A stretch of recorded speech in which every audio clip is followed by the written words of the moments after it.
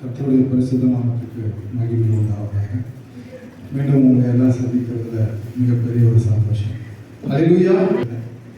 என்னுடைய வாழ்க்கையில நான் கடந்து வர பாதையில நான் தினம் தினம் பார்க்கிறத பற்றி தான் உங்களுக்கு ஒரு சில வார்த்தைகள் அதுக்கப்புறம் ஐயா பேசுவார். முதலாவது கிறிஸ்தவர்களை குறித்து தான் பேசுவேன். தயவுசெய்து நீங்க யாரும் தப்பா நினைக்காதீங்க. நான் பார்க்கிறேன் கிறிஸ்தவர்கள் என்ற பெயர் எப்படி வந்தது?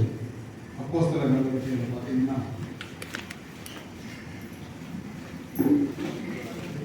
11வது அதிகாரத்தில் 26வது வசனத்தை படிக்கிறது. அநேக ஜனங்களுக்கு உபதேசம் பண்ணினார்கள். முதல் அந்தியோகியாவிலே சீஷர்களுக்கு கிறிஸ்தவர்கள் என்ற பெயர் வழங்கப்பட்டது. இது என்னன்னு கேட்டீங்கன்னா, அநேகர் ஒன்று கூடி துதித்தார்கள். கூடி இருந்து ஜெபித்ததனால தான் அவர்களுக்கு கிறிஸ்தவர்கள். இந்த கிறிஸ்தவர்கள் விசேஷித்தவர்கள் என்று வேதம் சொல்லுது. காரணம் என்ன தெரியுமா? மற்றவர்களுக்காக நாம் ஜெபிக்க வேண்டும். நம்ம செய்யறோமா? கண்டிப்பா செய்யணுமா? செய்யறவங்களுக்காக என் ஆண்டவர் ஆசீர்வதிப்பாராங்க. ஸ்தோத்திரம். ஆனா அநேகர் பார்த்தீங்கன்னா அவங்க குடும்பத்துக்காக அவங்களுடைய தேவைகளுக்காக தான் நாம் ஜெபிக்கிறோம். உண்மையா இல்லைங்களா? நான் பார்க்கிறேன் ஜெபம்னு நிறைய வீட்டுக்கு போனா, ஐயா எங்களுக்கு இதாச்சு, இதுக்காக ஜெபிங்க, என் பையனுக்கு ஜெபிங்க, என் பொண்ணுக்கு ஜெபிங்க, இதைதான் சொல்றாங்க. நம்ம இந்த உலகத்திற்காக ஜெபிக்கிறதுக்கு நமக்கு டைம் இல்லை. அல்லேலூயா.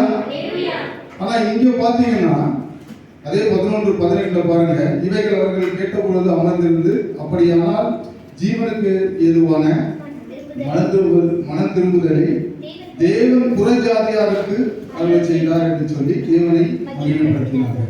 அப்ப நம்ம யாருக்காக ஜெபிக்கணும்? புறஜாதியாருக்காக நம்ம ஜெபிக்கணும். ஆனா அநேக இடத்துல நான் போகும்போது பாத்தீங்கன்னா வீட்டு கூட்டங்கள்ல கூட அவங்க குடும்பத்துக்காக தான் ஜெபிக்கணும். கூட்டத்துக்கு வந்தவங்களுக்கு கூட ஜெபிக்க சொல்றது. இது அநேகரை எரிச்சல் உண்டாக்குமா இல்ல சந்தோஷத்தை உண்டாக்குமான்னு கேட்டீங்கன்னா எரிச்சலை உண்டாகும். இந்த கிறிஸ்தவர்கள் விசேஷித்தவர்கள் என்று வேதம் சொல்லுது இல்லையா? அப்ப நம்ம எப்படி இருக்கணும்? பிறருக்காக நாம் ஜெபிக்க வேண்டும். ஆண்டவராகிய இயேசு கிறிஸ்துவனுடைய கூட 2 கற்பனைகள் என்ன சொல்லுங்க? தேவனிடத்தில் நம்ம பிற அன்பு கூறுவது போல தேவனை நோக்கி, என் தேவனாகிய கர்த்தரிடத்தில் உன் முழு இருதயத்தோடும் உன் முழு ஆத்மாவோடும் உன் முழு மனதோடும் அன்பு கூறுவாயாக. இது முதலாவது கட்டளை. 2வது கட்டளை பாருங்க, நீ உன்னிடத்தில் அன்பு கூறுவது போல பிறரிடத்திலும் அன்பு கூறுவாயாக. இந்த இடத்துல 2வது கற்பனை மிகவும் பெரியதாக. நீ உன்னிடத்தில் அன்பு கூறுவது போல பிறரிடத்திலும் அன்பு கூறுவாயாக. நம்ம செய்யறோமான்னு கேட்டா எனக்கு தெரிஞ்சு நானே ஒத்துக்கிறேன், செய்யறதே. முட்டி போட்டா எப்பவும் நமக்காக தான் ஜெபிச்சிட்டு இருக்கோம். ஹல்லேலூயா. அதை இந்த கிறிஸ்தவர்கள் என்கிற நாம் மாற்ற வேண்டும். நான் உங்களுக்கு ஒரே ஒரு சாட்சியை சொல்லி முடிக்க விரும்புகிறேன். நான் பணியாற்ற இடத்துல எல்லாம் பார்க்குறேன், கிறிஸ்தவர்கள் புற ஜாதியாக இருப்பாங்க. நான் ஒரு இடத்துல பார்க்குறேன், இப்போ பணியாற்ற இடத்துல எல்லாம் கிறிஸ்தவர்கள் மெயினான போஸ்ட்ல இருக்கிறவங்க. ஆனால் சமாதானம் இருக்குதான்னு கேட்டால் சமாதானமே கிடையாது. ஹல்லேலூயா. இதை எத்தனை பேர் பார்த்துருக்கிறீங்கன்னு தெரியாது. எல்லாரும் கிறிஸ்தவர்கள். ஆனா நான் என்ன தெரியுங்களா செய்வேன்? அவங்க கிறிஸ்தவன்னு சொன்னா அவங்கள விசேஷமா பார்ப்பேன், விசேஷித்தவர்களாக நான் பார்ப்பேன். அவங்க இடத்துல நான் பேசும்போது நம்ம கிறிஸ்தவர்கள் மற்றவங்களுக்கெல்லாம் உதவி செய்கிறவர்களாக இருக்கணும். பணியாற்றும் போது ஒருவர் தவறு செய்தால் அவர்களை மன்னிக்கிறவர்களாக இருக்க வேண்டும் என்றுதான் நான் அநேகருக்கு சொல்லுவேன். அநேகரை அவங்களோட பேசும்போது அவங்க ஒரு தப்பு பண்ணிட்டாங்கன்னா, அவங்க கிறிஸ்தவங்கன்னு தெரிஞ்சிச்சுன்னா, புறஜாதியாக தெரிஞ்சிச்சுன்னா இன்னும் அதிகமாக சொல்றேன். கிறிஸ்தவர்கள் என்று சொன்னால் அவர்களை அழைத்து அவர்களுக்கு அட்வைஸ் செய்யணும். நீங்க இப்படி செய்யாதீங்க, வேதம் என்ன சொல்றது. இன்றைக்கு கிறிஸ்தவர்களுக்கு இந்த பூமியில மதிப்பு இருக்குதான்னு கேட்டா இல்லை.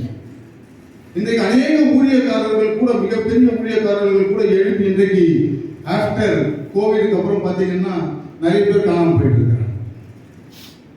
ஆனா நம்ம ஐயா மாத்திரம் ரொம்ப கிராண்டா செலிப்ரேட் பண்ணிட்டு இருக்காங்க. ஹல்லேலூயா. ஹல்லேலூயா. எளிமையா செய்தாலும் மிக அற்புதமாக நடத்தி கொண்டிருக்கிறார். நானும் இந்த சபையில வேதாகம கல்லூரியில் படித்து ஒரு ஊழியக்காரராக தெரிந்து கொண்டேன். இன்றைக்கும் ஐயா என்னை மறந்ததில்லை. ஸ்தோத்திரம். ஆண்டவர் என்னை நடத்தி கொண்டிருக்கிறார். ஐயா மூலியமாகத்தான் எனக்கு 2 ஊழியக்காரர்களை நான் எங்க போனாலும் பேசுவேன். ஒன்று குளத்தூர்ல இருக்கிற ஜார்ஜ் முல்லர், அவர் என்னை முதலாவது அழைத்தவர். 2வது அழைத்து கையிலே மைக்கை கொடுத்து நின்று பேச வைத்தவர் டேனியல் ஐயா அவர்கள். அவரும் சரி, அவருடைய மகன், அவருடைய மனைவியாரும் சரி, நான் எப்போதெல்லாம் எந்த இடத்துலாம் வர முடியலன்னா கூட ஃபோன் பண்ணி தனிப்பட்ட முறையிலே அவர்கள் அழைத்திருக்கிறார்கள். இந்த வேலையிலும் இந்த இடத்திலே நிற்பதற்கு அவர்கள் தான் காரணம். ஹல்லேலூயா. தேவன் அந்த குடும்பத்தை ஆசீர்வதித்து அவர்களை இன்னும் வல்லமையாக எடுத்து பயன்படுத்துவார். நான் போகிற சபைகளிலே பார்க்கிற ஒரு பாழடைந்த வீடு போல இருக்கும். ஆனால் நம்முடைய சபை ஒவ்வொரு முறையும் நான் வரும்போது கலர் லைட்டெல்லாம் போட்டு மிகவும் பிரகாசமா இருக்கு. ஐயாவுடைய ஒரு கிரியேட்டிவ் அப்படி நம்மளாம் என்ன பண்ணணும், ஐயா இன்னும் ஆசீர்வாதமா இருக்க ஜெபிக்கணும். ஹல்லேலூயா. அப்ப இந்த கிறிஸ்தவர்கள் முதலாவது பிறருக்காக ஜெபிக்கின்றவர்களாக இருக்க வேண்டும். இந்த ஜெபிக்கிறதுனால நீங்க நல்லவனா நான் நல்லவனா அந்த கிரெடிட் எல்லாம் வராது. ஐயா இன்னைக்கு அழகான வார்த்தைகளை சொல்லி இருக்கிறார். நீங்க அதே மாதிரி லூக்கால பாத்தீங்கன்னா 18 எடுத்து படிங்களா. லூக்கா 18ஆம் அதிகாரம் 18ஆம் வசனம். அப்பொழுது தலைவன் ஒருவன் அவரை நோக்கி, நல்ல போதகரே, நித்திய ஜீவனை சுதந்தரித்துக் கொள்வதற்கு நான் என்ன செய்ய வேண்டும் என்று கேட்டான். அதற்கு இயேசு, நீ என்னை நல்லவன் என்று சொல்வானே, தேவன் ஒருவர் தவிர நல்லவன் ஒருவரும் இல்லையே. ஹல்லேலூயா. ஹல்லேலூயா. நீங்கெல்லாம் ஜெபிக்கிறதுனால நாங்கெல்லாம் ஜெபிக்கிறதுனால நம்ம நல்லவங்களா ஆக முடியாது. ஹல்லேலூயா.